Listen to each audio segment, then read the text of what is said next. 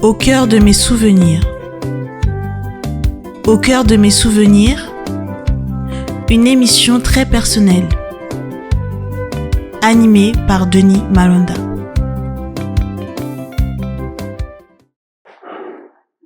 Bonjour à tous et à toutes. Voici l'émission Au cœur de mes souvenirs. C'est une émission personnelle comme un voyage dans ma mémoire où je partage mes souvenirs, mes liens familiaux et amicaux et aussi des rencontres avec des personnalités. Nous allons commencer par Malanda Mbonzi, que vous voyez là. Malanda Mbonzi, c'est mon père. Et c'est un monsieur que les gens qui habitaient la rue Archambault appréciaient beaucoup parce que c'était un facilitateur, c'était quelqu'un qui aimait les gens, il était généreux, il était, disons, humble aussi. Et Malanda Mbonzi fut le bienfaiteur de l'église catholique au Congo. Ses amis, c'était pratiquement les prêtres. Malanda Mbonzi est originaire de Kibwende et du village Mpayaka. Mpayaka, c'est le village qui se situe à 9 km de la gare de Kibwende. Malanda Mbonzi est aussi parmi les gens qui se sont cotisés pour construire le collège Mimbemba. C'était l'initiative de l'abbé Batantou à l'époque. Parce que le collège Mimbemba avait changé de nom, mais la première appellation, c'était le collège Mimbemba. Ce sont les commerçants de Bakongo qui se sont cotisés pour construire ce collège. Et ce que je vous ai dit, mon père faisait partie de ces donateurs.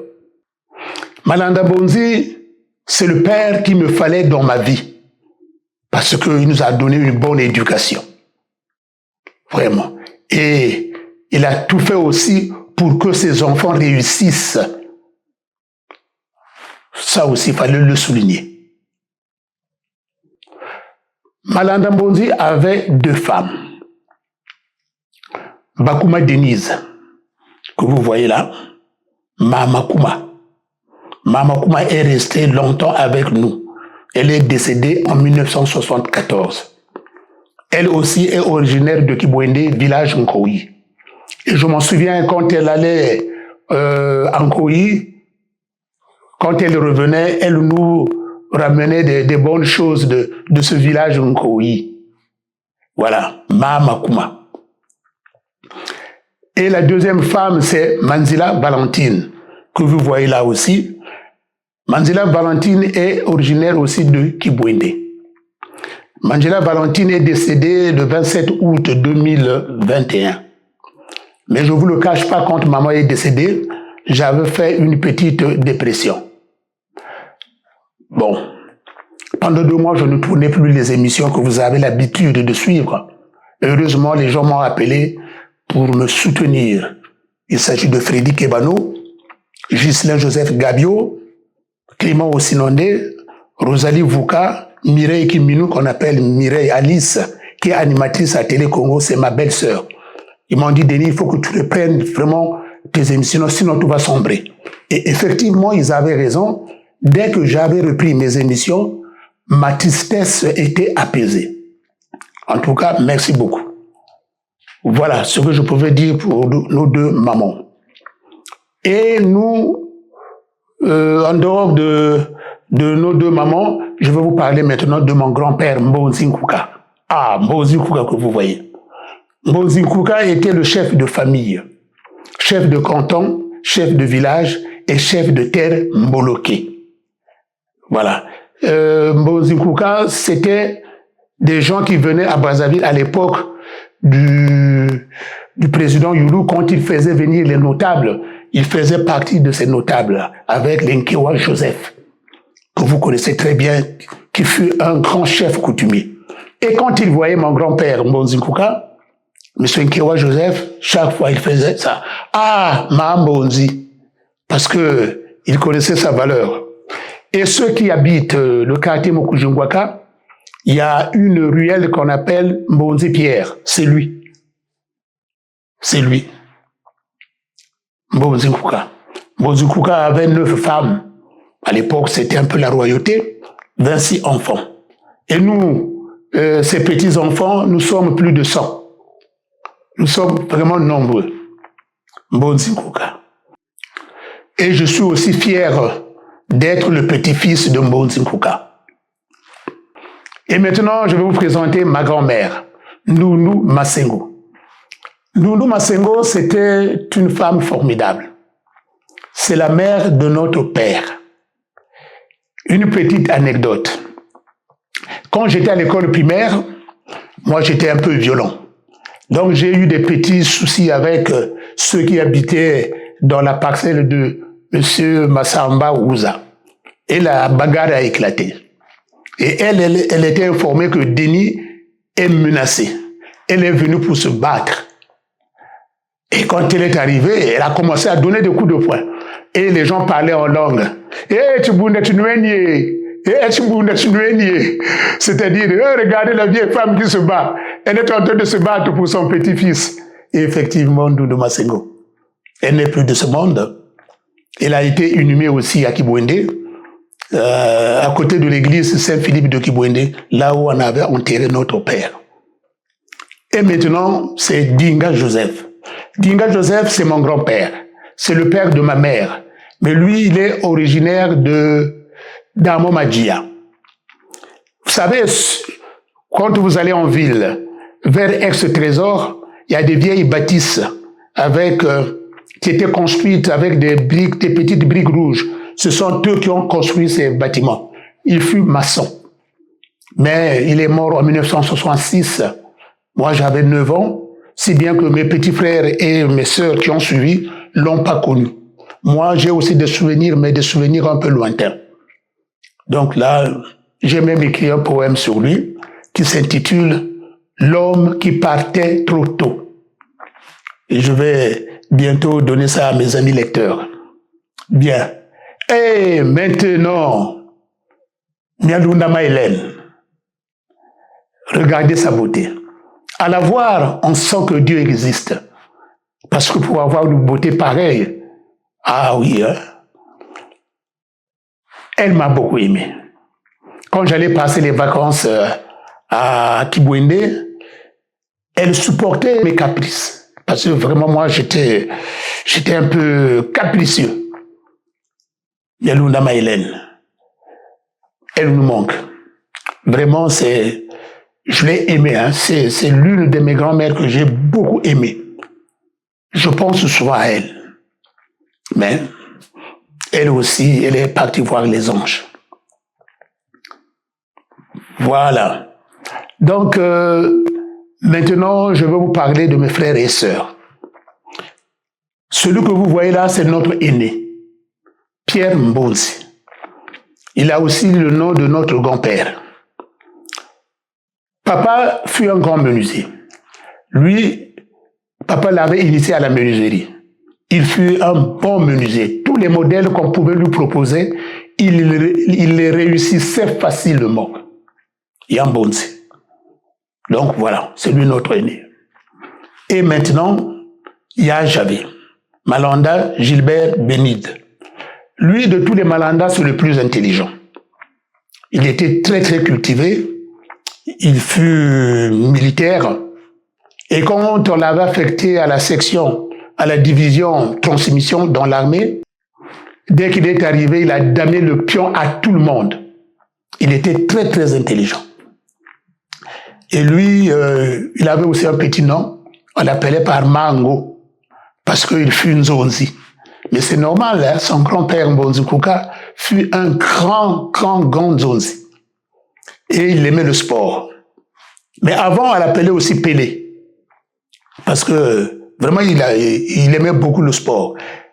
À un moment donné, il avait formé une équipe sportive. Et il m'avait demandé que je joue dans cette équipe. Cette équipe s'appelait l'Oiseau Clair. Moi, j'étais défenseur. Mais je vous avoue que j'étais nul. Nul. Pour nous, c'est une grande perte. Vraiment. On le regrette beaucoup. Et après lui, Malanda Timothée, plus connu sous le nom d'Hassan Malanda. Lui, Il aimait l'habillement. C'était un bon viveur. Il allait danser chez les bantous de la capitale, chez l'orchestre Le Peuple, dans les boîtes. Lui, il frimait beaucoup. Il était souvent avec les Francos Romo, les Gondé Maleba, les Yabeloz, les Yacita Destin et les autres. Et il a donné le goût à beaucoup de jeunes qui voulaient se lancer dans l'habillement. Hassan Malanda. Mais il était très serviable. Hein? Il était très serviable et puis il ne supportait pas que son frère ou son ami souffre. Voilà, Hassan Malanda.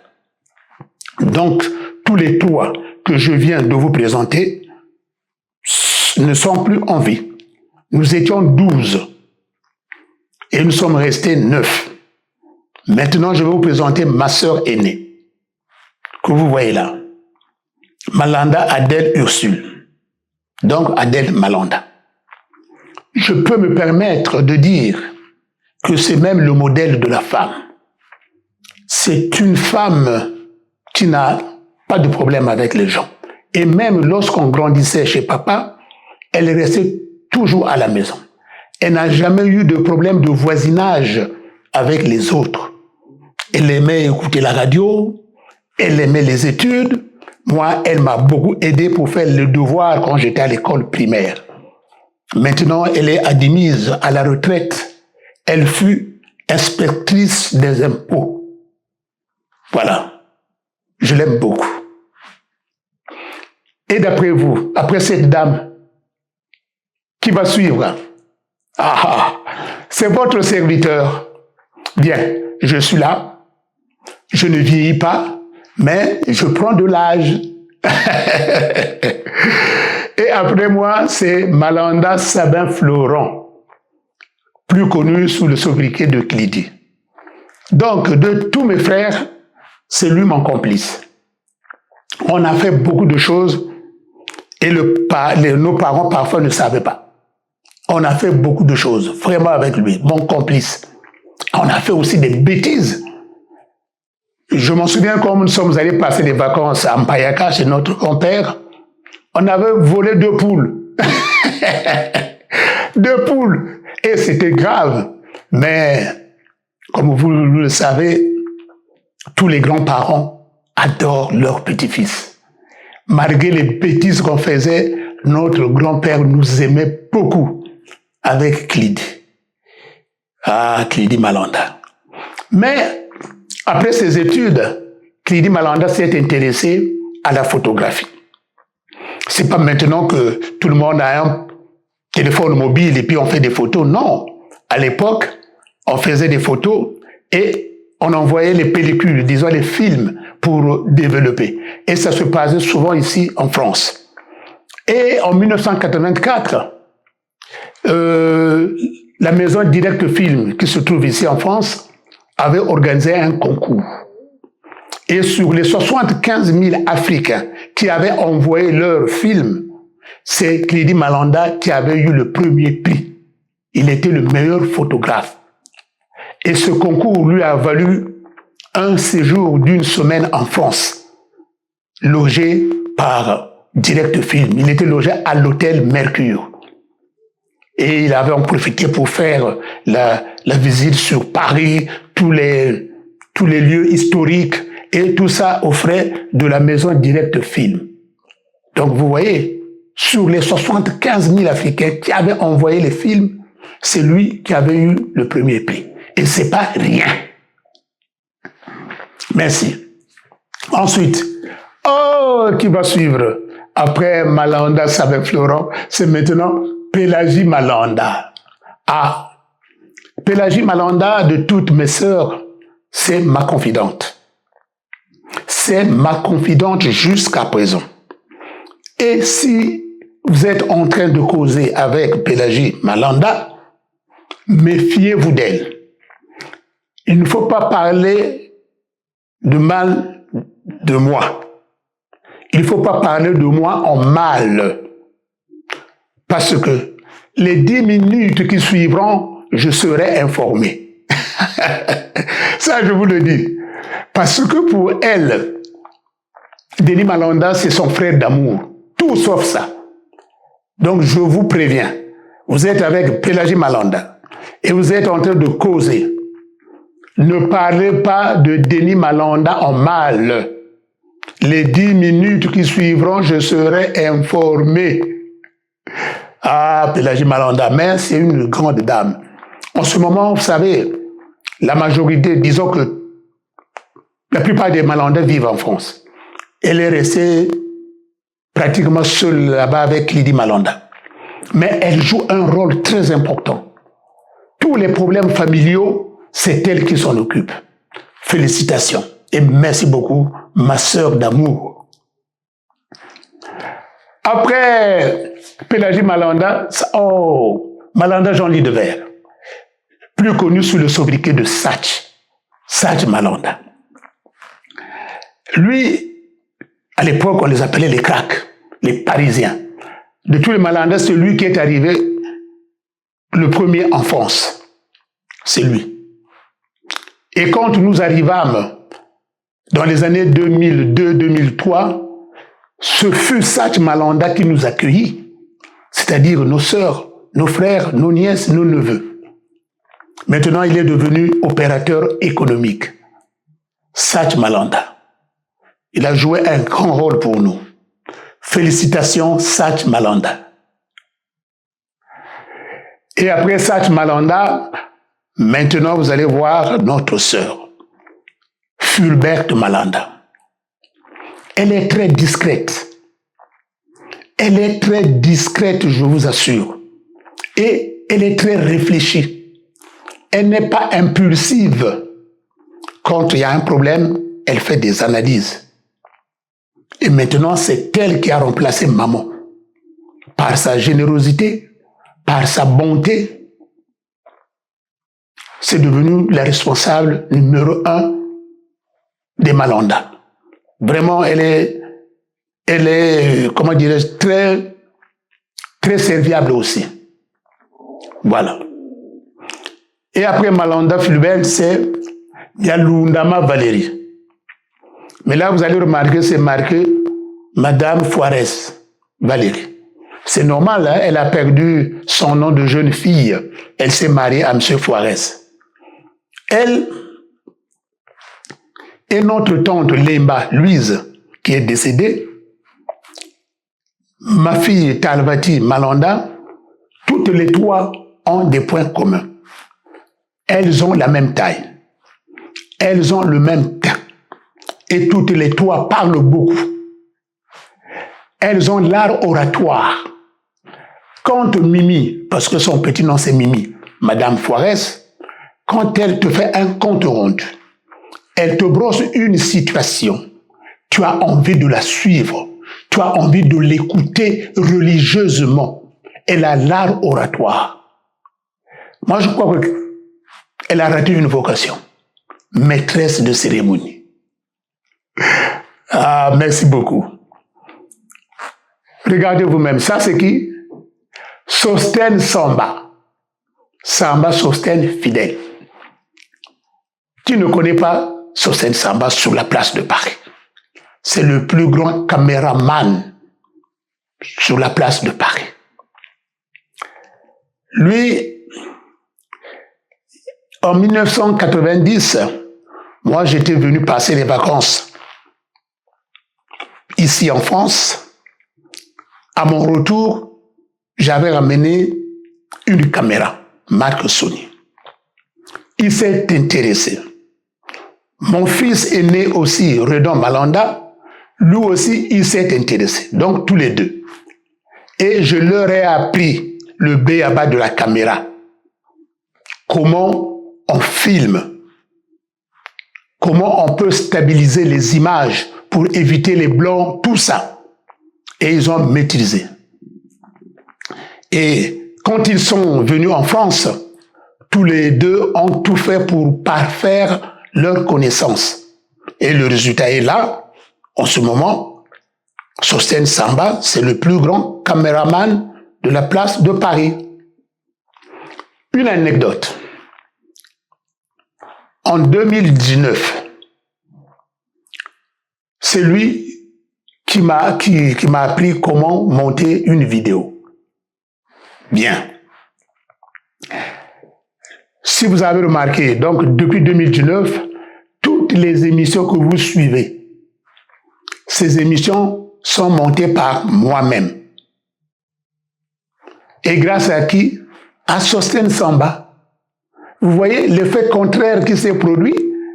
En 1990, moi, je lui ai appris comment on filme, je lui ai appris la caméra, et en 2019, c'est lui qui m'apprend comment monter une vidéo. Voilà. Donc, voilà l'effet contraire qui s'est produit. Merci beaucoup, Sostène Samba. Et le dernier, c'est Mbonzi Santelvi Turc. Lui, c'est le dernier des Malanda. Il s'est marié à une blanche, une française. Mais il a gardé nos traditions, nos coutumes. Et en ce moment, même nos tantes le respectent. Et il porte le nom aussi de notre grand-père. Lui, il est vraiment sérieux. Et quand il fait des analyses aussi, souvent, c'est son point de vue qui est retenu. Donc, vous allez remarquer, Sostène Samba, Santelvi Mbonzi n'ont pas le nom de papa. Eux, ils ne s'appellent pas Malanda. Papa avait préféré leur donner les noms de, par exemple, M. Samba. Il fut un membre influent de leur famille. Donc, il a donné ce nom à Sostène. Et Mbonzi, c'était son père. Mbonzi Kouga, dont je vous ai parlé. Il a donné aussi son nom à son fils. Voilà ce que je pouvais dire en ce qui concerne nos sœurs et nos mamans, nos parents, nos grands-parents. À présent, pour souffler, nous allons suivre cette belle chanson qui s'intitule Bala Batamalanda. C'est ma chanson.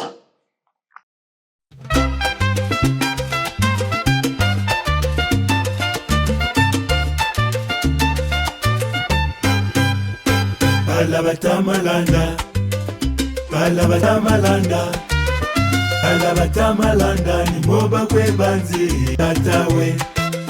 Bala Batamalanda, Bala Batamalanda, Bala Batamalanda, ni moba kwe banzi tatawe. Beto, tata tukwe banje. Beto, tata tukwe banje. Beto, tata tukwe banje. Tata tukwe banji, Malanda Mambonji tukwe banje. Bala Batamalanda, Bala Batamalanda, Bala Batamalanda, ni moba kwe banzi tatawe. Bala Batamalanda, Bala Batamalanda, Bala Batamalanda, ni moba kwe banzi tatawe.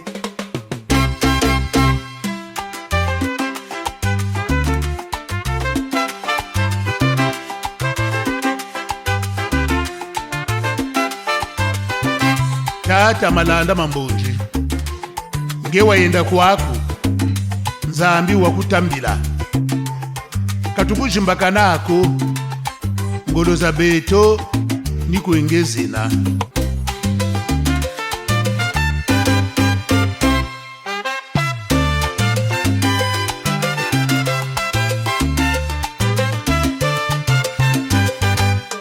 Tweka bala bansana, tweka bala bansana ya, tweka bala bansana, tweka bala bansana ya. Bala Batamalanda, Bala Batamalanda, Bala Batamalanda, ni moba kwe banzi tatawe. Bala Batamalanda, Bala Batamalanda, Bala Batamalanda, ni moba kwe banzi tatawe.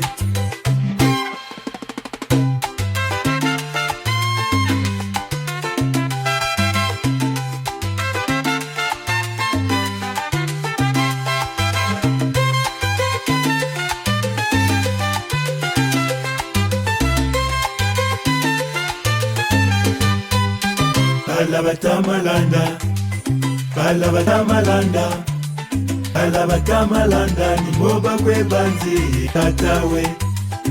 Balabatamalanda, balabatamalanda, balabatamalanda, ni moba kwe banzi tatawe.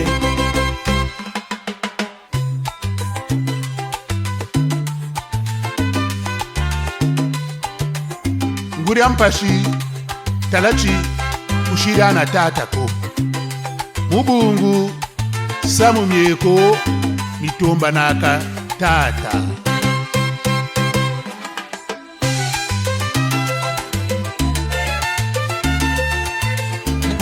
aya aya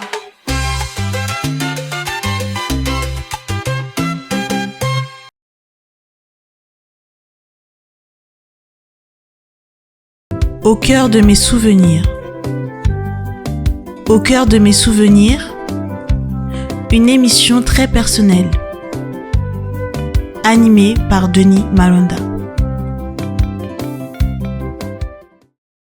Merci. Après cette chanson Balabata Malanda, maintenant nous allons passer au chapitre Les personnalités.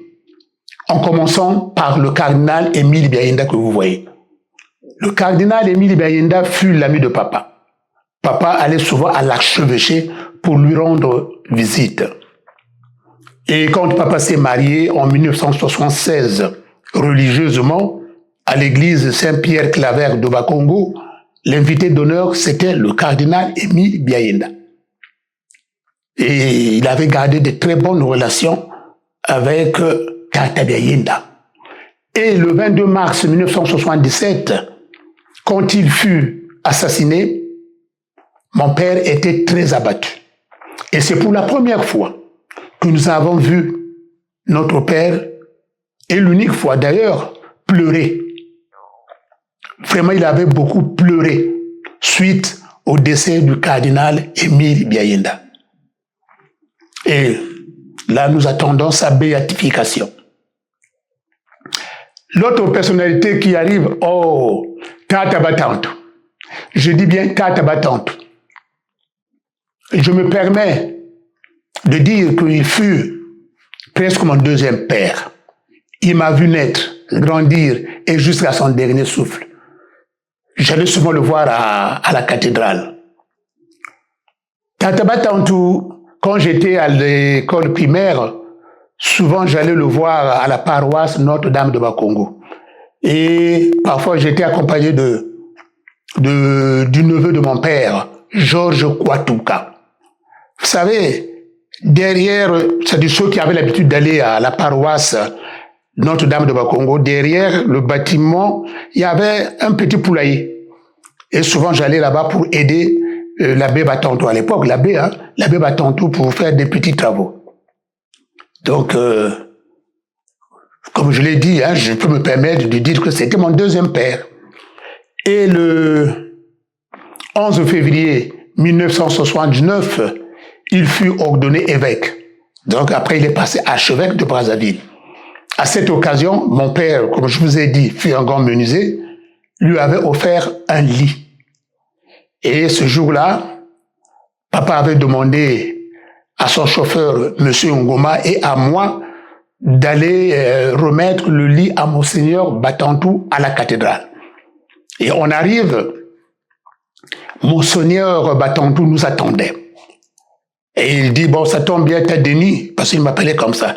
Ah, t'as Denis, ça tombe bien, tu vas m'arranger la chambre, parce que je vais changer de lit, il faut qu'il y ait un nouveau classement. Et je commençais donc à arranger ses paires de chaussures, ses médicaments, ses habits. Et à un moment donné, là, il parle en langue, je vais vous expliquer ça en français. Il dit, ah, t'as Denis. Et quand vous voulez vous kabili tata vous, yambote ya tome, ya fiete kwa ye. Et quand vous faites quoi, mais quoi quand ben amu kento. Et quand il dit ça, lui-même il rit. Il rit. Ah, t'as Denis. Voulez vous kabili tata vous, ya fiete kwa ye ya tome ye. Aka vous faites quoi, mais quoi quand ben amu kento. Cela veut dire, ah, t'as Denis, ce lit qui m'a été offert par ton père, Il n'est pas grand, mais il me suffit largement. Surtout que je ne suis pas marié, j'ai pas de femme. Vous voyez, donc, Tata Batot, il avait des humours comme ça. Chaque fois, il me faisait rire. Mais il me manque aussi. Voilà. Après Tata Batot, qui je vois là, Bikoumou Philippe. Bikoumou Philippe, c'est l'un de mes grands-parents. Il s'était marié à la sœur de Meloundama Hélène que je vous ai présentée, qui s'appelait Bassarila. Donc, nous, on l'appelait Nkaka Sarila. Et Philippe Bikoumou fut le premier ambassadeur du Congo en France. Et quand j'allais chez eux à l'avenue Matsuba, l'accueil était toujours chaleureux. Et ce sont eux qui chantaient des chansons en latin à la paroisse Notre-Dame de Bakongo. Et nous, on l'appelait comme ça, Nkaka Koumou. Mais il avait aussi un petit nom. On l'appelait Yarala. Ah, voilà, ce sont des souvenirs, vraiment. Ça, ce sont des personnalités. Et on continue avec Monsieur Marie-Albert Kolela, que vous voyez là. Lui, il fut professeur d'université. J'ai été son étudiant à l'université Marien-Wabi, à l'INSEJAC. Il nous enseignait le droit constitutionnel. Et je connais bien son épouse, parce que son épouse travaillait à l'UCB, moi je travaillais à la BCC. On se retrouvait souvent à la Banque centrale, à la chambre de compensation, pour changer des valeurs des banques. Et quand je suis venu en France, on s'est retrouvés et nous avons gardé des bonnes relations. Monsieur Marie-Albert Kolela, il venait souvent à mes émissions La Voix des écrivains. Voilà, nous avons fait cette photo, c'était à la médiathèque de Melun. Voilà, il est toujours là, mais maintenant il est un peu fatigué. Voilà, ça c'était des personnalités. Maintenant, je vais vous parler des amis. Les amis, j'en ai beaucoup. Des vrais et des bons aussi. Mais pour cette émission, j'ai pris un panel. Je ne pouvais pas prendre tout le monde. Peut-être pour les épisodes qui suivront, je les mettrai dans d'autres numéros. On va commencer par Tony Ludovic. Tony Ludovic et moi, c'est depuis le bas âge. Nos parents se connaissaient, se fréquentaient aussi. Et quand papa est mort, Malanda Mbonzi, le père de Tony Ludovic, Tata Mouloki, et John Blaise Mouloki et Tony lui-même sont venus à Kibwende aux obsèques. Tony et moi, on a fait beaucoup de choses ensemble. On a fait aussi des bêtises. Vous savez, comme tout adolescent, on avait essayé de fumer la cigarette, mais on avait compris que c'était pas bon. On a laissé. Et on cherchait aussi les filles ensemble. Ah, maintenant, on a grandi. Nous sommes devenus des grands-pères. Et il s'est marié l'année dernière, le 24 août 2024. J'ai été son témoin de mariage. Voilà. Et jusqu'à présent, nous sommes ensemble. C'est vraiment un ami, un frère. Après, oh là là, vous voyez là, Serge Mayembo. Serge Mayembo, on a grandi dans la même ruelle, la rue Archambault. Il y a deux parcelles qui nous séparaient. Celle de Tambemba et celle de Tambakidi. Serge Mayembo fut le petit confident d'Hassan Malanda. On a grandi ensemble, donc avec le Rogis Mawuku, l'Engimbi Hilaire, qui est décédé, Loufoua Sébastien, qui est décédé, Ngoma aussi, qui est décédé. Vraiment, il y avait une ambiance dans le quartier. Et en ce moment, Serge Mayembo est basé à Pointe-Noire. Il m'appelle de temps en temps. Tout dernièrement, il était en Turquie. Et depuis la Turquie, il m'a appelé. Et on a causé. Donc, on a toujours des bons rapports avec Serge Mayembo. Bon, la photo qui suit là, oh là là. Là, vous voyez, il y a Patrick Nyokas et Rufin Kouka. Patrick Nyokas, on a été au collège ensemble. Ensemble avec les Didier Damouangna. On était nombreux avec le colonel Patou Bahana qui vient de nous quitter. Ça, c'était notre groupe. Et son père et mon père se connaissaient aussi. Maintenant, le père de Rufin Kouka Tata Nkouka connaissait aussi papa. Rufin Nkouka et moi, on s'est retrouvés au lycée technique. Et voilà. Et là aussi, cette photo, nous l'avons faite à la médiathèque de Melun. Ça aussi, c'était une émission littéraire parce qu'il venait toujours me soutenir. En tout cas, voilà. Et là, c'est qui? Marius Nkewa. Marius Nkewa et moi, nous avons eu le bac la même année. Et son père fut un infirmier. C'est lui qui venait prendre l'attention de papa. Je crois qu'ils sont aussi tous les deux originaires de Kibouende. C'est-à-dire son père est aussi originaire de Kibouende. Voilà encore un ami, un frère. Marius Nkewa, vous savez, quand j'animais, j'anime toujours l'émission à la voix des écrivains. À l'époque, j'animais l'émission dans une grande salle qu'on appelle le forum. Parce qu'il y avait le public. On n'anime plus maintenant à cause du Covid. Je crois que nous allons reprendre l'année prochaine en 2026. Mais après l'émission, il y avait toujours une collation. Et c'est lui qui finançait. Marius Nkewa. Il a souvent financé la collation. Voilà des frères vraiment qui m'ont marqué.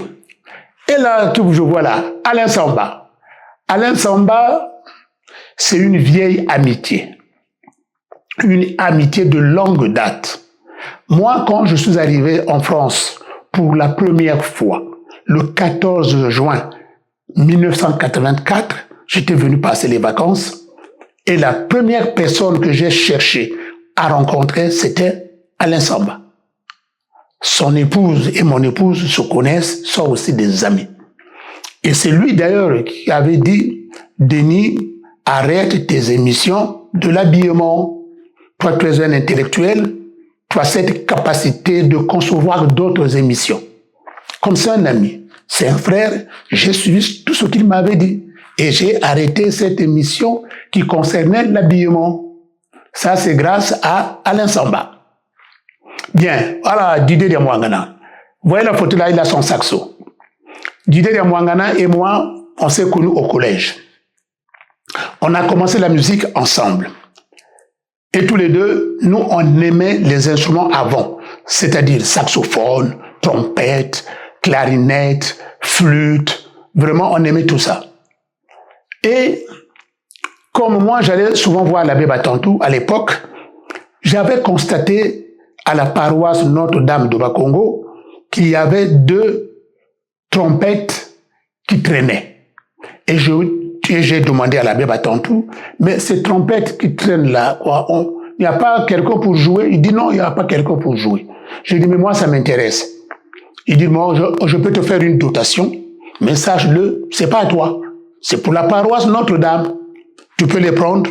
Donc, j'avais signé une petite décharge. Et j'ai pris les 2 trompettes. Je suis allé voir Didier Diamouangana. Il dit, ah, ça c'est intéressant, mais comment on va faire? Il faut qu'on trouve quelqu'un qui va nous apprendre comment on joue cet instrument. Et nous sommes tombés sur Papa Libre. Papa Libre des Kimbanguistes. À l'époque, il habitait Mbama. Et j'ai expliqué la situation. Il a dit, non, il n'y a pas de souci, venez, vous allez commencer à apprendre. Et on allait là-bas. On a commencé à apprendre, on a commencé à bien jouer. Hein. Mais, à un moment donné, on ne s'intéressait plus à la trompette. Maintenant, c'est le saxophone. Et nous sommes allés voir Tata Bruno Bakongo de la chorale Tanganitanga. Et il me connaissait parce que mon père fut le président d'honneur de cette chorale. Et Didier Diamouangana aussi, on le connaissait. Il dit, bon, je vais vous faire une dotation. Et nous avait remis le saxo alto. Et on commençait à apprendre. Moi, de temps en temps, à la maison, je jouais. Mais mon père avait constaté que moi, les études, ça n'allait plus bien. Il dit, arrête, va remettre cet instrument chez les prêtres. Et j'avais arrêté. Et mon père avait raison, hein, parce que sinon, je n'allais pas faire les études que j'ai faites. Parce que la musique commençait déjà à m'enjoliver. Mais, cependant, disons, Didier Diamouangana a eu cette chance, les parents ont autorisé, il a continué jusqu'à présent, il est devenu un grand saxophoniste, un grand bassiste aussi, il vit au Canada. Voilà. Bien. On va continuer avec le chapitre « Les journalistes et écrivains ». Ah, Fumu Fila. de Sainte-Eude. Fumu Fila, on s'est connus en avril 1981 à Radio Congo. Moi, j'étais souvent invité à Radio Congo pour aller animer les émissions musicales. Et il s'est intéressé à moi et nous avons gardé de bonnes relations. Et en 2001, nous avons animé une conférence de presse à l'ambassade de Cuba au Congo, devant monsieur l'ambassadeur. Et il y avait aussi beaucoup de journalistes qui nous posaient des questions. À cette conférence de presse, il y avait Charles Botoum Kiyindou, Fumu Fila et moi. Nous étions les trois à animer cette conférence de presse. Et quelque temps après, il nous avait demandé, ils avaient convoqué beaucoup de chroniqueurs de musique pour écrire le livre que vous voyez là. La musique congolaise du XXe siècle. Bon, donc nous on a contribué. Moi, il m'avait demandé à ce que je fasse la liste de tous les orchestres qui ont existé au Congo. Il y avait aussi André Codé.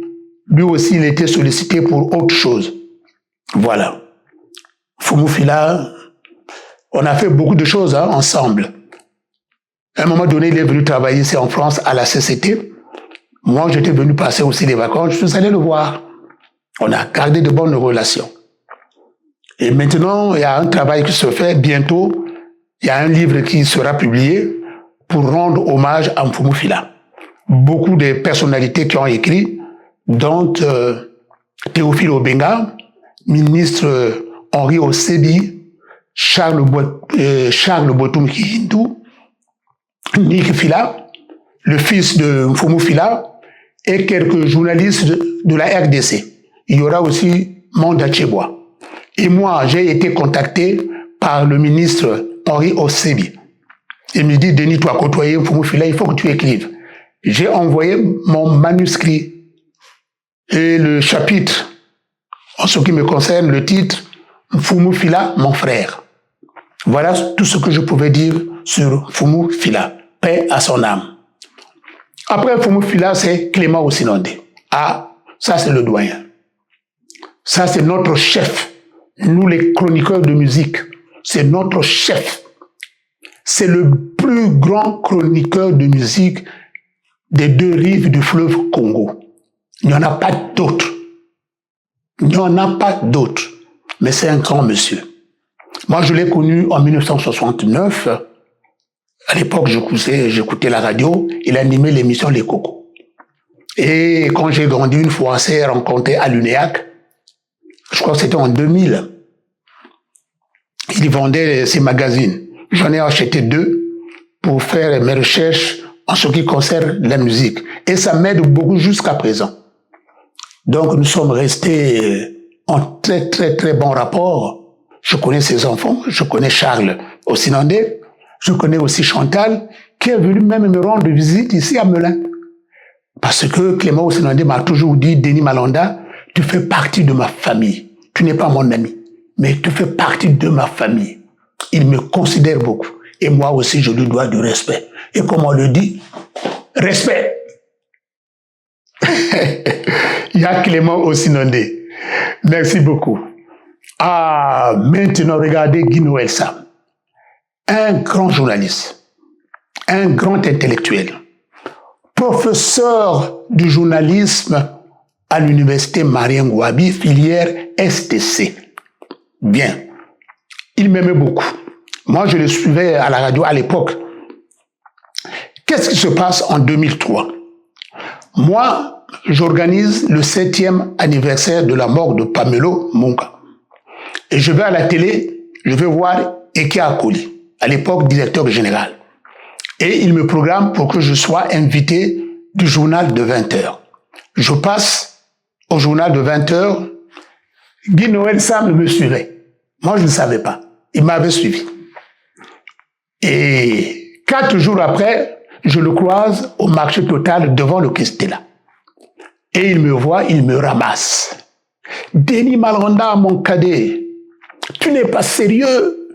Tu as organisé le 7e anniversaire de la mort de Pamelo, et vous avez créé aussi un club des amis de Pamelo. Mais moi aussi, je suis ami de Pamelo, pourquoi tu ne m'as pas invité? J'ai dit, mes grands frères, moi je ne savais pas que tu étais aussi l'ami de Pamelo. Et la liste, c'est pas moi qui l'ai faite. Il dit, non. Après, il me dit, non, cher Kadé, je blague. Félicitations, je t'ai suivi à la télé. Tu t'es bien débrouillé. Tu as fait une belle prestation. Merci beaucoup, petit frère. Félicitations. Continue comme ça. Vous voyez, donc, des gens comme ça, vraiment, il me manque. Et quand j'avais appris sa mort par Clément Ossinandé, j'étais très, très abattu. Paix à son âme.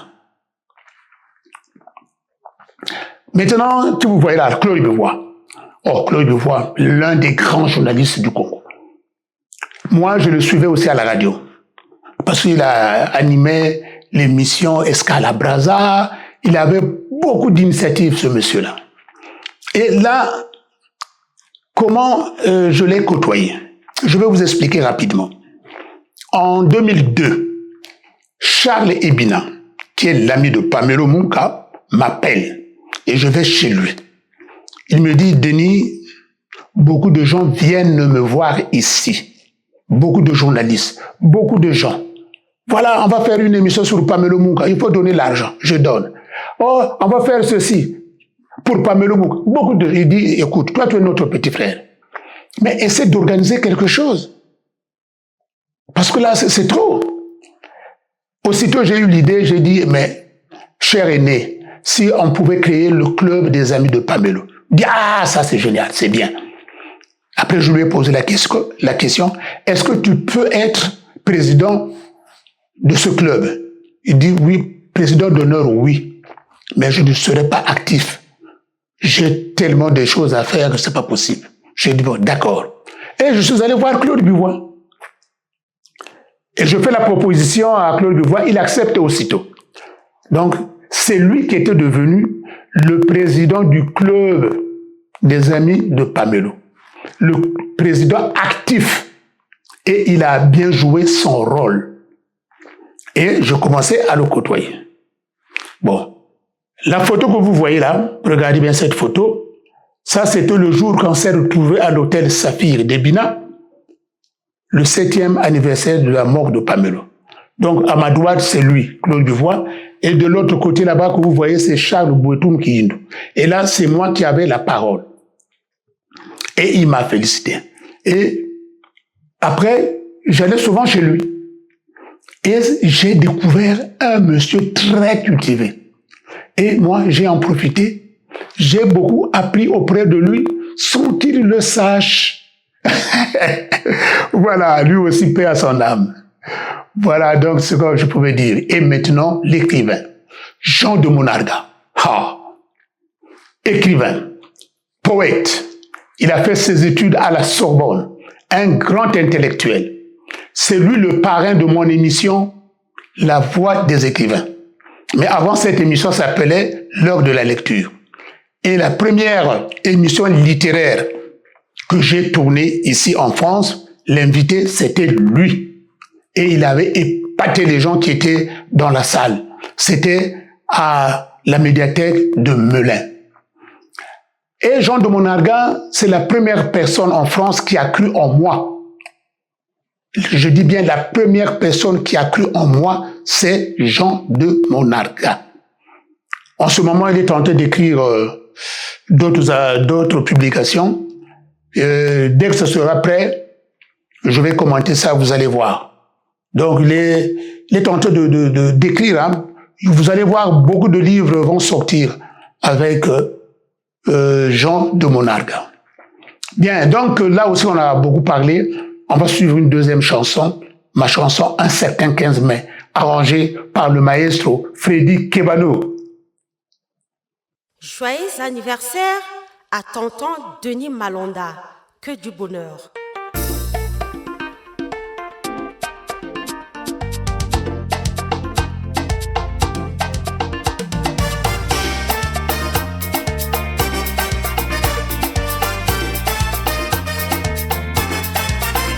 Denis, bon anniversaire.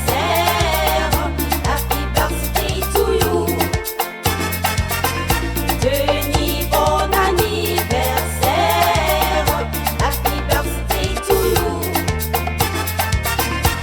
le 15 mai 57, mon anniversaire aujourd'hui.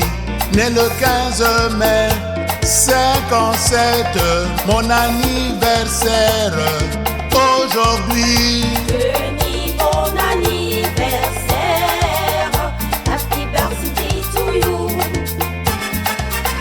Denis, bon anniversaire. Happy birthday to you. Denis, longue vie. Denis, longue vie. Denis, longue vie.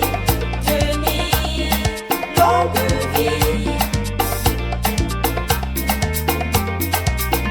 Malanda Mbonzi, c'est mon père.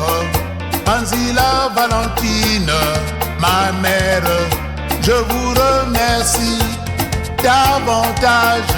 Je serai pas l'homme que je suis.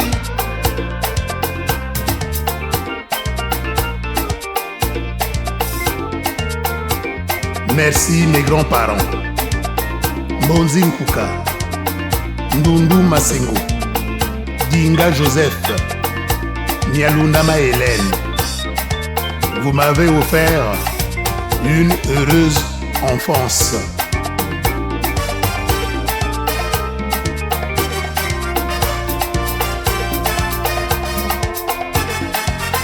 Cette année de plus qui commence soit une année riche de bonheur.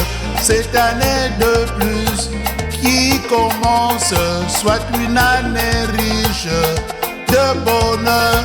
Denis, bon anniversaire. Happy birthday to you. Denis, bon anniversaire. Happy birthday to you.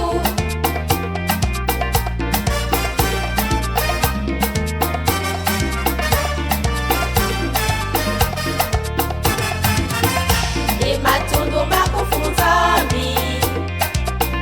Ekongeni mwela na zimu. Ematondo makufunzami. Ekongeni mwela na zimu. Denis, bon anniversaire. Happy birthday to you. Denis, bon anniversaire. Happy birthday to you.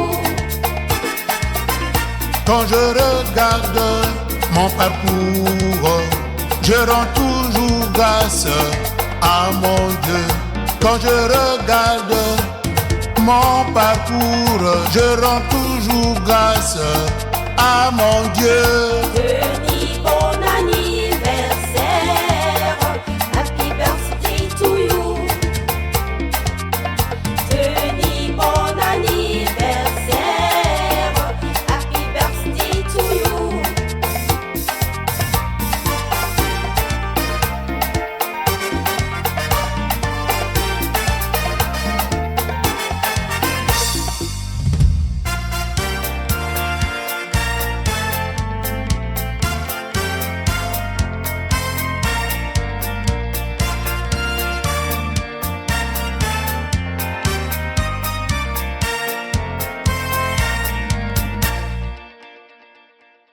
Au cœur de mes souvenirs.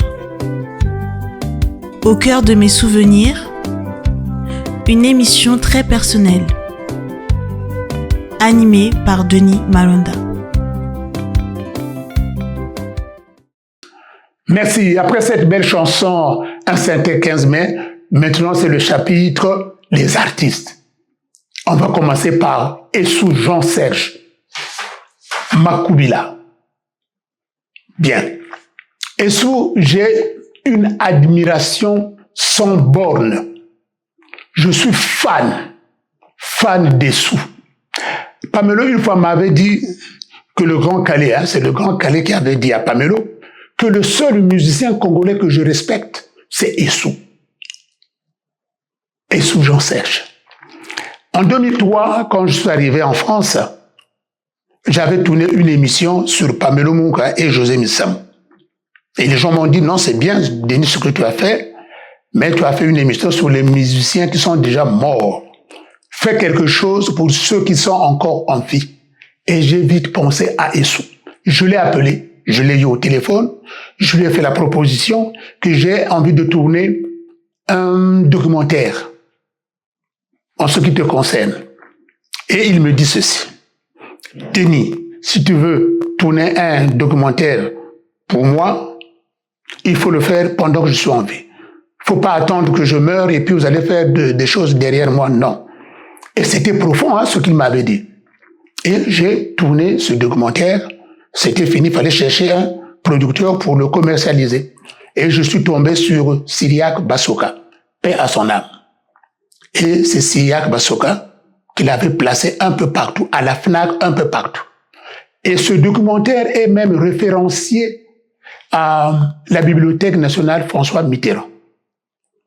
Et c'est à partir de là que les universités chinoises et américaines ont su qu'il y avait un documentaire qu'on avait fait sur un artiste congolais.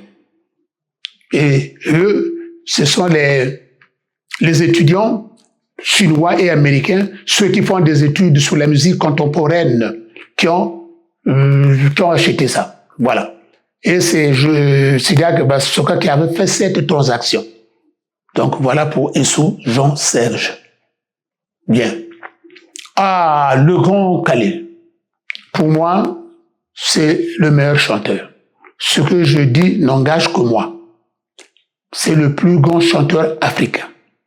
Moi, aujourd'hui, si je vais en Colombie, en Jamaïque, au Tchad, n'importe quel pays, et si on me pose la question, Denis Malanda, quel est votre chanteur préféré? Je dirais Grand Calais. Même si on ne le connaît pas là-bas, mais je dirais que c'est lui, pour moi. Voilà, Grand Calais. Parce que pour avoir une voix comme ça, c'est... Moi, je m'en souviens une fois, Monde Achebo a interviewé Gérard Madiata. On avait posé la question à Gérard Madiata. Ah, Gérard Madiata, mais vous chantez très bien, vous êtes un bon chanteur. Il dit oui, moi je chante bien, mais Joseph Kabasele, c'est le genre de chanteurs qui savent chanter. Vous voyez la différence? Ah, Grand Calais. Bien qui suis là, Manu Dibango. Ah, ça, c'est autre chose. Manu Dibango, moi je vous ai dit que j'adorais le saxophone. Quand j'étais au collège, dans ma chambre, j'avais un grand poster de Manu Dibango. Un grand poster. Parce que j'étais fan. Et quand il est mort, j'ai fait une émission pour lui. Cosmos Muntouari. Ah, bon. Moi, j'ai commencé à être Ngembo des orchestres en 1967. Et ce jour-là, chez Macedo, je monte les murs et je vois Cosmos arriver dehors là. Il avait une Vespa bleue. Et Pamelo Munga, en ce temps-là, avait une Simca bleue. Ah, bon. Comme j'ai aimé deux orchestres dans ma vie, l'orchestre Bantou de la capitale et l'African Jazz de Joseph Kabasele. Et je vois Cosmos qui chantait une chanson là, Bolingo Mato. Et pourtant, bon, comme j'étais encore enfant, j'avais 10 ans. Et Cosmos avait sorti d'autres chansons comme Ebandelia Mosalam. Et là, il chante Bolingo Mato. Mobali oyo na linga kaye mingi, balobi nangai na balai. Quand j'ai écouté cette chanson-là, je vous assure, c'est ce jour-là que j'ai aimé la voix de Cosmos. Ah, il m'avait achevé. Et en grandissant, par hasard, je suis devenu son rival, son banda. Parce que son épouse et mon épouse sont des cousines. Voilà, Cosmos Muntouari. Et en 1984, j'achète ma première voiture. C'était une Peugeot 504 neuve. Il fallait la rôder. Et la première personne que je suis allé voir, c'était Cosmos Muntouari. À l'époque, il habitait Bakongo moderne. J'arrive, il me voit. Ah, Denis, quoi? Ça, c'est ta voiture? Je dis oui, oui. Depuis quand? Je dis non, je suis en train de la rôder. Et il vient dire, il prend le volant, il dit, allez, passe de l'autre côté. Et nous sommes allés rôder la voiture, Cosmos et moi. Bon, maintenant, une anecdote. Yolande Massaka, qui vivait dans la même ruelle que mon épouse, c'était sa sœur du quartier, son amie. Donc, Yolande Massaka se mariait. On avait reçu la carte d'invitation. Donc, j'arrive à l'hôtel Olympique Palace. Au moment où je garde ma voiture, Cosmos Moutouari arrive aussi, il garde sa voiture. Je vais rentrer, il m'appelle, Denis, attends-moi, on va rentrer ensemble. On rentre, ce sont les bantous de la capitale qui jouaient. Et en ce temps-là, Cosmos ne faisait plus partie de l'orchestre bantou. C'est pendant qu'il faisait sa carrière solo. Et on rentre, Cosmos me demande, Denis, allons d'abord saluer Nino Malapé avant qu'on s'attable. Donc on avance. Ah, ils s'embrassent tous les deux. Donc Nino Malapé et Cosmos. Et là, il dit à Cosmos, Cosmos, ça va? Cosmos, prochainement, si tu veux m'envoyer une lettre, envoie-moi une lettre fermée. Moi, j'aime pas les lettres ouvertes. Ah, et on a ri. Vous savez, donc Nino Malapé dit ça à Cosmos. Hein, Cosmos, prochainement, si tu veux m'envoyer une lettre, envoie-moi une lettre fermée. J'aime pas les lettres ouvertes. Vous savez pourquoi il avait dit ça? Parce qu'à un moment donné, l'orchestre bantou et l'orchestre Le Peuple, il y avait une concurrence vive. Et Cosmos avait lancé une chanson, moi qui est là, lettre ouverte. Et Nino Malapé était concerné. Il savait que cette chanson, c'est lui qui était pointé. Et il a dit ça à Cosmos. Voilà une anecdote qui s'est passée à l'Olympique Palace. Voilà tout ce que je peux dire pour Cosmos Moutouari. Ah, Pamelo Munga. Pamelo Munga. Moi, je l'ai connu au même moment que Cosmos, c'est-à-dire les années 67, quand j'ai commencé à faire le Ngembo. Mais j'ai commencé à le côtoyer en 1976. Pourquoi? Parce qu'en 1976, moi, j'avais monté un orchestre amateur qu'on appelait les Chaquets. Et lorsqu'on allait voir les répétitions de l'orchestre Le Peuple chez Macedo, c'est en ce moment-là qu'on avait su que Pamelo était un arrangeur. Moi, je me suis dit, non, ce monsieur-là, je dois le côtoyer. Il faut que je m'approche de lui. Donc, je commençais à aller chez lui. Un monsieur gentil m'avait bien accueilli, mais il me trouvait un peu chiant. Pourquoi? Parce que je posais trop de questions concernant Essou Jean-Serge. Et c'est en ce moment-là que Pamelo avait su que moi, j'étais fan d'Essou et de Joseph Kabasele. Parce qu'une partie de la vie d'Essou et de Kabasele, c'est Pamelo Munga qui m'avait raconté tout ça. Bon, on a gardé de bonnes relations. Et quand je suis arrivé, Pamelo avait déjà son premier cercle. C'est-à-dire, il y avait Ebina Charles, il y avait Lucien Sianard, il y avait Fundoux Moulele, Jean-Pierre Massengo, le colonel Edgar Mourani et autres. Mais tous m'ont accepté. Et j'étais le benjamin de leur premier cercle. Donc, Pamelo jusqu'à sa mort en 1996, donc pendant 20 ans, je suis resté avec lui. Et quand il venait enregistrer ses chansons ici en France, parfois sa voiture, il l'a laissée chez moi. Donc, toute sa famille me connaît. On a gardé, tous ses enfants me connaissent aussi. Mais, voilà. Voilà tout ce que je pouvais dire pour les artistes. Maintenant, nous allons suivre le dernier chapitre, témoignage.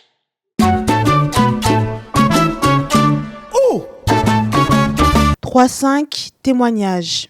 Jean-Serge Essou, doyen Essou, vous venez de regarder le documentaire que j'ai réalisé qui retrace le parcours de votre vie consacrée à une immense œuvre. Qu'est-ce que vous en dites? Qu'est-ce que vous pensez? Quelles sont vos impressions? C'est exactement ce que j'aurais aimé qu'on fît de moi, sur moi et sur ce que j'ai pu faire. Bien sûr, quand je parle de tout ça, je veux parler tout simplement de la musique, qui est la chose supérieure, la chose que je vénère, la chose que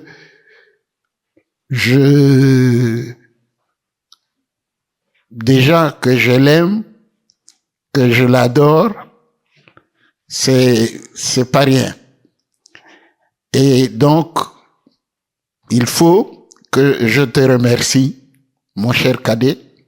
C'est ce qu'on aime bien, qu'on présente bien, comme tu as su le faire. Et je t'assure que, en attendant que j'ai mieux, je crois que c'est la chose qui me va droit au cœur et qui va y rester. Voilà ce que je voulais dire. Eh bien, cher Denis Malanda, vous m'avez demandé de prendre la parole aujourd'hui et j'en suis très satisfait pour plusieurs raisons. Il s'agit tout d'abord de vous dire combien votre action en faveur de la culture en général et de la littérature en particulier satisfait une priorité. Défendre le livre, œuvrer en faveur des écrivains en les faisant connaître, instaurer un dialogue entre eux et les lecteurs, contribuer à maintenir bien vivant le monde de l'écriture qui est par excellence le vecteur de la pensée. Plus que jamais, la lecture doit être défendue face à la concurrence d'Internet et d'une multitude d'autres supports qui, lorsqu'ils sont mal utilisés, favorisent la paresse intellectuelle ou la passivité de l'esprit. D'où le grand intérêt de vos émissions qui contribuent à la vitalité de la culture et qui revêtent une dimension pédagogique importante, notamment auprès des jeunes. Votre travail est d'une certaine façon complémentaire à celui des professeurs de français. Chacun peut d'autre part apprécier la richesse de vos émissions grâce à la diversité des auteurs interviewés, essayistes, romanciers, poètes, auteurs de pièces de théâtre, et puis des éditeurs, bien sûr. Vous n'avez omis aucun domaine de la création littéraire et vous avez su, à chaque fois, nous faire entrer dans toute la profondeur d'une œuvre, notamment grâce à la pertinence des questions posées à l'auteur, mais aussi grâce à la lecture d'une page de son ouvrage. Autant d'émissions menées de main de maître, à la fois gratifiantes, ces émissions pour les auteurs, et instructives pour le public. Par ailleurs, l'association Ivresse Culture, dont vous êtes le président, est entrée, vous venez de le dire, en partenariat avec la Société des poètes français, qui ne peut que s'en féliciter, s'agissant notamment de sa délégation pour la Seine-et-Marne et pour le Val-de-Marne, qui est dirigée donc par Marguerite Chamon et par moi-même. Je voudrais dire simplement que Marguerite Chamon se démène, se donne vraiment depuis plus de 20 ans pour les poètes de la Seine-et-Marne. Je pense que elle mérite quelques petits applaudissements pour ça.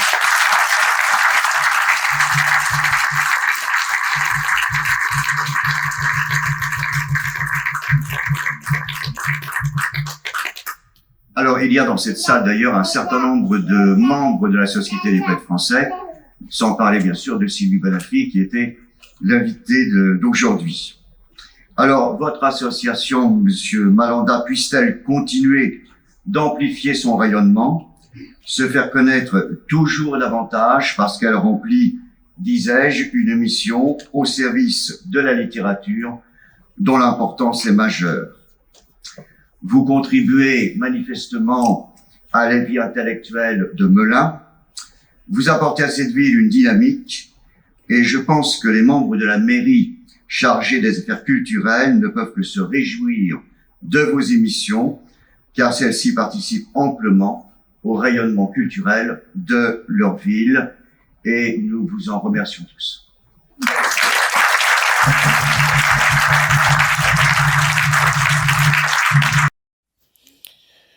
Bonjour les amis.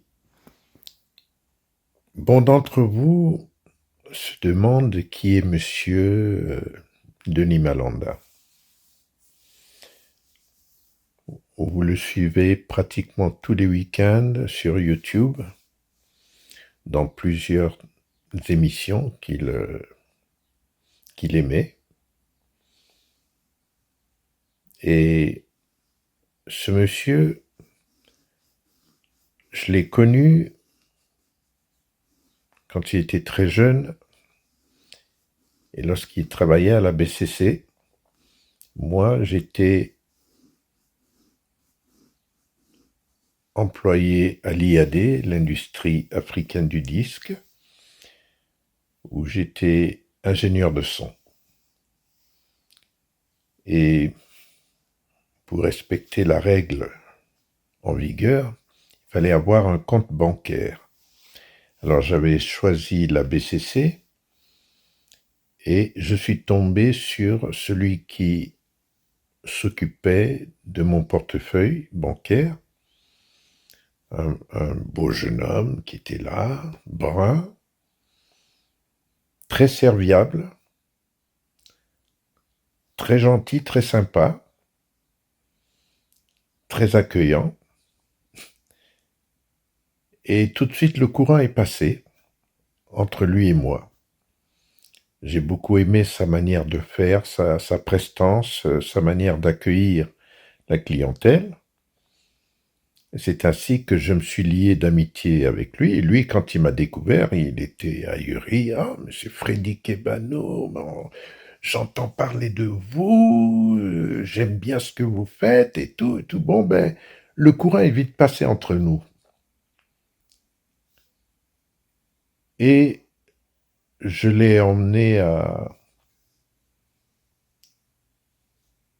partager avec moi quelques pérégrinations à travers la ville.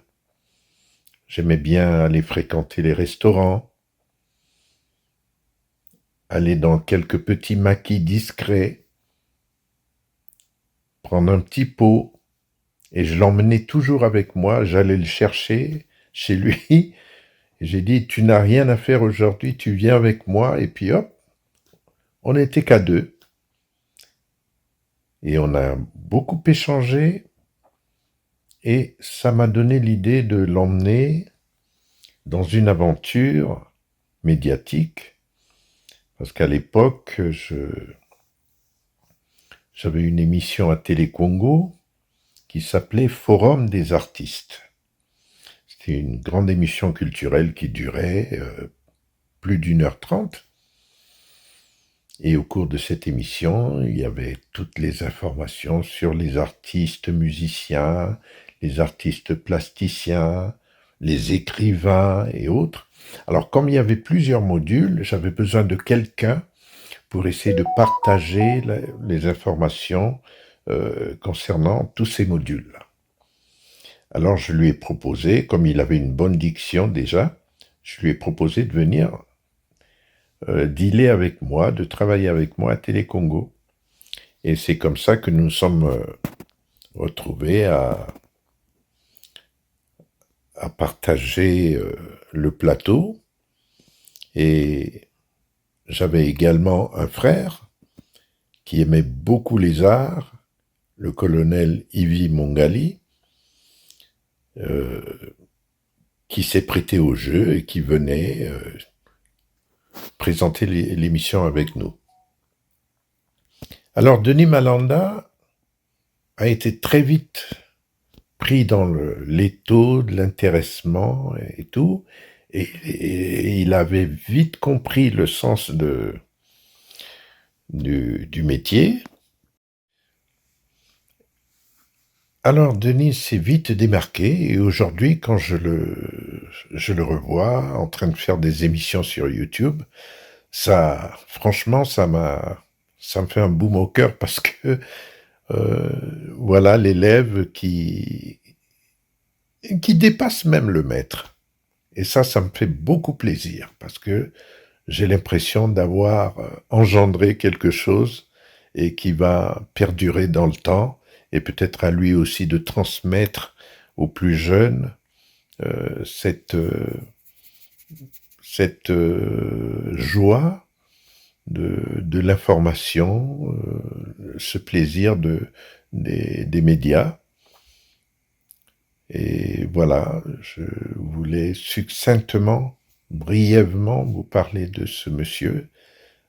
C'est un cadet, c'est un petit frère, mais c'est un monsieur. Et c'est un monsieur qui est humble. Et quand je suis arrivé en France, le premier à venir me rencontrer, c'est Denis Malanda. C'est le tout premier. Denis, continue, tu es sur la bonne voie. Mon cher Denis Malanda et cher ancien collègue de classe, des années sont passées et tu me donnes l'impression de ne plus être le même que je fréquentais dans le passé. Des finances à la banque en passant par la littérature. Quelle métamorphose! Pour la musique, je ne suis pas étonné. Tu en étais déjà amoureux à l'époque et nous étions encore jeunes quand tu animais le forum des artistes avec Claude Alain, Yvi Mongali et par la suite avec Freddy Kebano. Je m'en souviens comme si c'était hier. Tes émissions, tant sur les écrivains que sur les musiciens dont tu te délectes, donnent envie d'aimer ce que tu présentes. Et devant ton savoir-faire, tu me fais plus aimer davantage la littérature et la musique. Cordialement, je te félicite et t'encourage à aller de l'avant. Quant à la musique, Denis, tu es une mine d'or et un puits de connaissances. Et par ta captatio benevolentiae, tu transmets à ton auditoire, à notre génération et plus tard à celle de demain, une richesse culturelle, véritable source d'eau qui étanche la soif de l'esprit. Grâce à ton émission, tu immortalises nos musiciens et nos écrivains. Et à travers ces archives, tu nous fais revivre notre jeunesse et celle de nos parents. Ce qui sera sans nul doute un héritage que tu lègueras aux générations futures qui baigneront à leur tour et en leur temps dans les eaux d'un patrimoine culturel dithyrambique. Merci.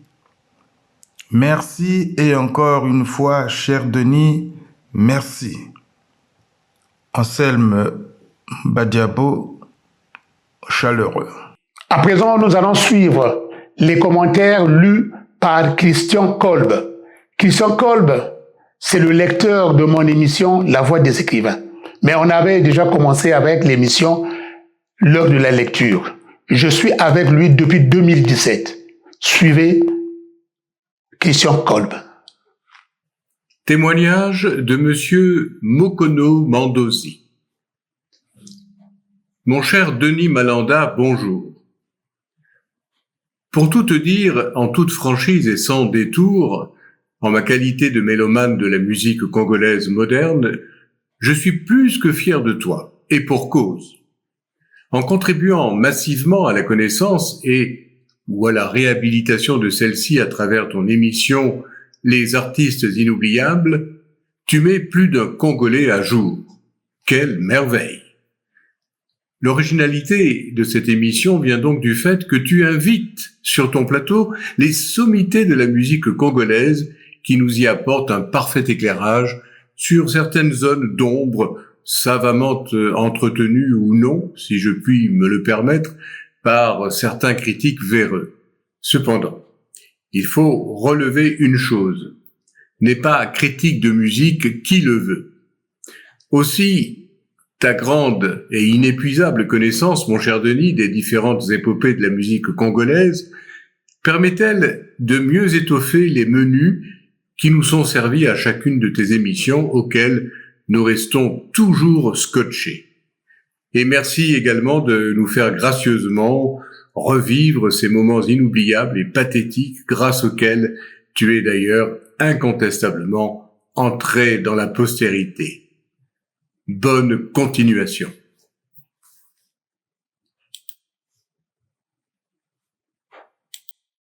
Témoignage de Monsieur Jean-Bernard Malonga. Bien cher cadet Denis, bonsoir. Comme convenu, je viens de suivre ton émission L'heure de la lecture sur mon phone pendant 2 heures. Mes sincères félicitations et mes encouragements. Tu fais la fierté des jeunes Congolais en général et de Bakongo, mon quartier, en particulier. Très fraternellement, Jean-Bernard Malonga de Bernaud. Témoignage du feu Jean-Pascal Mongo Slim, ancien directeur de Radio Congo. Cher cadet Denis, bonjour. Tu ne peux pas imaginer la joie qui m'a animé le premier jour quand j'ai découvert que tu fais l'honneur du Congo, là-bas au pays des cochons. Et dans quel domaine? La culture, qui est le domaine privilégié de nos Noko. Oui, c'est vraiment de la passion pour toi. Banquier, tu l'es devenu parce que c'est un gène qui est dans le sang de tous les Congos, car ce peuple sait garder les billets de banque appartenant à autrui. Bravo, cher cadet, pour tout ce que tu fais pour vendre la culture du Congo à l'étranger. Mabankou et toi, vous êtes nos dignes ambassadeurs au pays des cochons, et surtout, moi qui ai suivi tes débuts sur Radio et TV Congo, je ne peux qu'être très fier de toi. Encore et encore plus d'inspiration. Témoignage de Monsieur Cita Destin. Cher cadet, de la monnaie à la lecture, il y a beaucoup de pas, mais de la lecture à la chanson, il n'y en a qu'un seul. D'ici là que tu nous emmènes sur le chemin du sport ou du cinéma, je ne serais pas surpris. J'étais loin d'imaginer que banque, bibliothèque et discothèque pouvaient faire un ménage avec une seule personne. N'est pas chroniqueur qui veut. Vis élégamment ta passion, je te souhaite bon vent et je te dis chapeau, ton aîné. Bien, merci beaucoup pour tous ces témoignages. Qu'est-ce que je peux encore ajouter? C'est tellement poignant. Ce sont des grandes personnalités qui ont témoigné pour moi. Les mots me manquent. C'est vraiment profond tout ce qu'ils ont dit. Donc, le seul mot, c'est merci. Et puis, merci encore à Christian Kolb qui a lu brillamment tous ces témoignages. Bien, l'émission Au cœur de mes souvenirs s'achève et nous allons nous retrouver très prochainement. Merci beaucoup. Au cœur de mes souvenirs. Au cœur de mes souvenirs, une émission très personnelle, animée par Denis Malonda.